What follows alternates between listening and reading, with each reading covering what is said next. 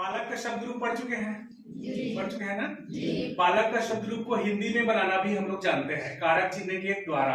कारक के चिन्हों को बालक के शब्द रूप में जोड़कर उसका हिंदी अर्थ हम लोग बना लेते हैं। आज हम लोग सीखेंगे सर्वनाम शब्द रूपों का हिंदी अर्थ।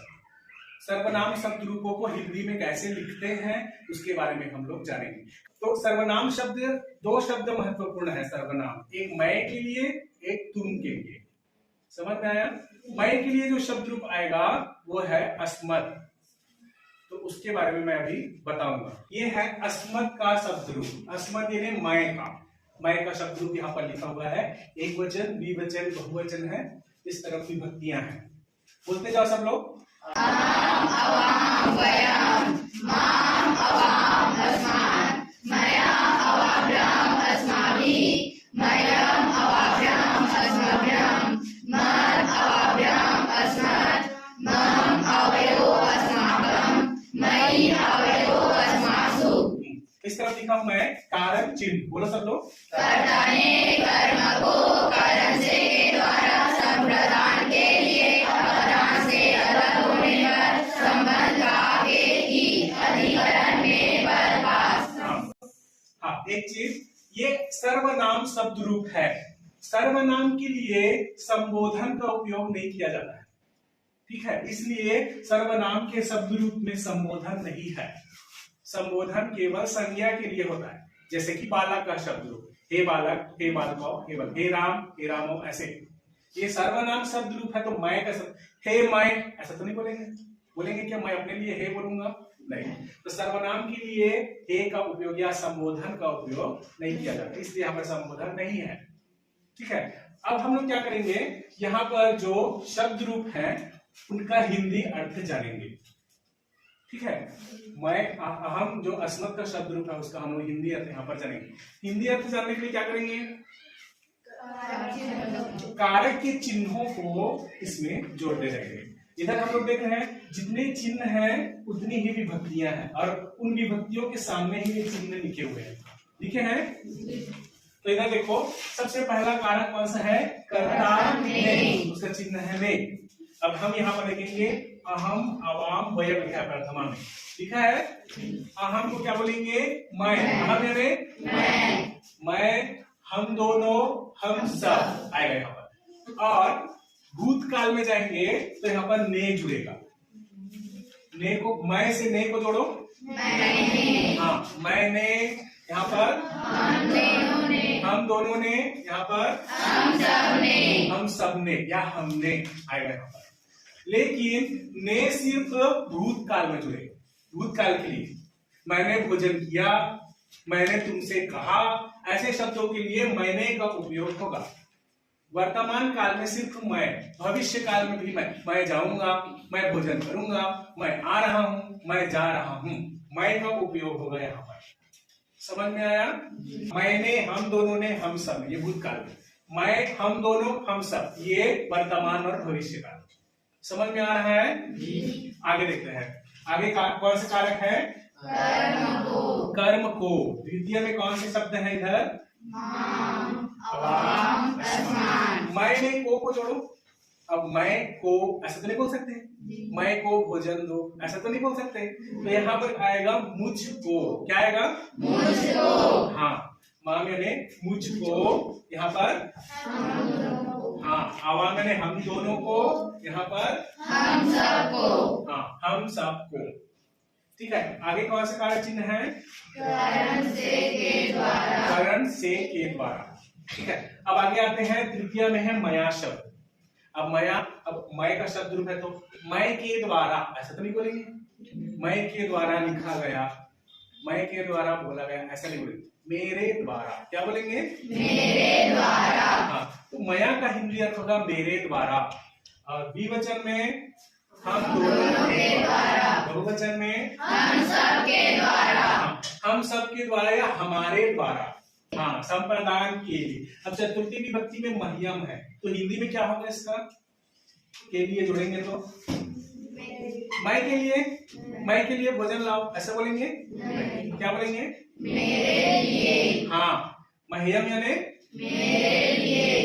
अवाभ्याम यानी हम दोनों के बहुवचन में हम सबके लिए, हम सबके लिए या हमारे लिए। समझ गए सब लोग। आगे कौन सा कारक चिन्ह है? पंचमी, अपादान से। अब आगे है मत। अब मैं से, उसने मैं से कहा, ऐसे बोलेंगे उसने मुझसे कहा, मुझसे। तो मत का मतलब क्या होगा? मुझसे। यहाँ पर अवाब यहाँ मैंने हम दोनों से, हम दोनों से। यहाँ पर अस्मत बने हम सब से। हाँ ठीक है। आगे है संबंध का के की। अब षष्ठी विभक्ति में यहाँ पर मम है। अब मैं को जोड़ेंगे का के साथ में, मैं का पुस्तक, मैं की माता, ऐसे बोलेंगे। पुस्तक के लिए क्या बोलेंगे? मेरा। क्या बोलेंगे? मेरा। का को जोड़ोगे तो मेरा, की को जोड़ोगे तो मेरी, और के को जोड़ेंगे तो मेरे। मेरा, मेरी या मेरे होगा मम में। मम गृहम यानी मेरा घर। मम माता, मेरी माता। तो मम का अर्थ होगा मेरा, मेरी या मेरे। अवयव में हम दोनों का, हम दोनों के या हम दोनों की। अस्माकम यानी हम सबका या हमारा, हम सबका या हमारा घर। अस्माकम गृहम, हमारा विद्यालय। अस्माकम विद्यालयम बनेगा यहाँ। अस्माकम यानी हमारा, हमारी या हमारे। ठीक है। आगे कौन सा कारक चिन्ह है?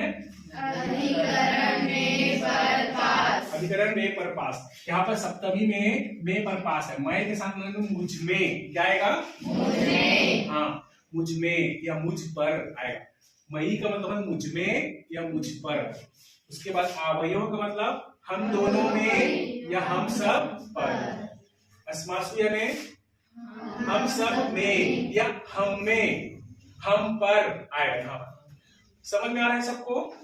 इस कारक चिन्हों को जोड़कर सारे बच्चे बना लेंगे हिंदी में इसका। जब हम अनुवाद बनाएंगे परीक्षा में, संस्कृत से हिंदी या हिंदी से संस्कृत बनाने के लिए आएगा, तो वहां पर ये जो शब्द है वो काम आएंगे। अनुवाद बनाने के लिए अस्मत् का शब्द रूप याद होना जरूरी है। जैसे कि हमारा गांव, हमारा देश महान है, तो हमारा शब्द के लिए क्या शब्द है संस्कृत में हमको नहीं मालूम। उसके लिए हमको अस्मत् का शब्द रूप मालूम होना चाहिए। हमारा का मतलब यहाँ पर अस्माकम आएगा। अस्माकम देशा, हमारा देश। तो अनुवाद बनाते समय अस्मत् का शब्द रूप याद होना जरूरी है। इसी तरह ही युष्मत् का शब्द चलेगा, उसके बारे में मैं आगे बताता हूँ। युष्मत् यानी तुम, अस्मत् यानी मैं था, यहाँ पर युष्मत् माने तुम, सर्वनाम शब्द रूप है। युष्मत् का शब्द रूप यहाँ लिखा हुआ है, सारे बच्चे पढ़ो। त्वं युवां यूयं, त्वां युवां युष्मान्, त्वया युवाभ्यां युष्माभिः, तुभ्यां युवाभ्यां युष्माभ्यां, त्वद् युवाभ्यां युष्मत्, तव युवयोः युष्माकं, त्वयि युवयोः युष्मासु। तो ये युष्मत् का शब्द रूप है। सेम वही चीज इसमें भी लगाएंगे जो अस्मत् के शब्द रूप में लगाए। जो कारक चिन्ह है उन चिन्हों को इसमें जोड़ते जाएंगे। अब अस्मत् में मैं बताया था कि हिंदी में क्या बनेगा, यहाँ पर आप सब बताओगे कि हिंदी में क्या बनेगा। तुम यानी क्या बनेगा? तुम। और युवाम यानी तुम। अब कौन सा वचन है ये? द्विवचन है ना, तो क्या बोलेंगे? यहाँ पर तुम सब। अब भूतकाल में बनाना है तो हमको ने जोड़ना पड़ेगा, तो क्या होगा यहाँ पर? तुमने। तुमने। यहाँ पर तुम दोनों ने। तुम दोनों ने। यहाँ पर तुम सब ने। अब द्वितीय विभक्ति में देखो कौन सा कारक चिन्ह है? कर्म को। कर्म को। अब तुम का हिंदी में क्या बनेगा? तुमको। तुमको। यहाँ पर तुम दोनों को। युष्मान तुम सबको। हाँ, ऐसे ही तृतीय विभक्ति से के द्वारा, इसमें हम के द्वारा को लेंगे, तो त्वया बने तुम के द्वारा तो नहीं बनेगा, क्या बनेगा? तुम्हारे द्वारा। हाँ, तुम्हारे द्वारा। युवाभ्याम तुम दोनों के द्वारा। हाँ, युष्माभि तुम सबके द्वारा। तुम सबके द्वारा, तुम्हारे द्वारा, यहाँ पर भी बनेगा। अब चतुर्थी विभक्ति में क्या है? लिए। अब तुभ्याम यानी तुम्हारे लिए। हाँ, तुम्हारे लिए। युवाभ्याम तुम दोनों के लिए। तुम दोनों युष्माभ्याम तुम सबके लिए। अपादान से है पंचमी, क्या बनेगा यहाँ पर त्वत में? से को जोड़ना है, तुमसे। तुमसे, यहाँ पर तुम दोनों से। युष्मत तुम सबसे। हाँ तुम सबसे। अब का की जोड़ना है। हम लोग अस्मत में बनाए थे मेरा, मेरी, मेरे बनाए थे, है ना। मम के लिए यहाँ पर तव लिखा है, क्या आएगा?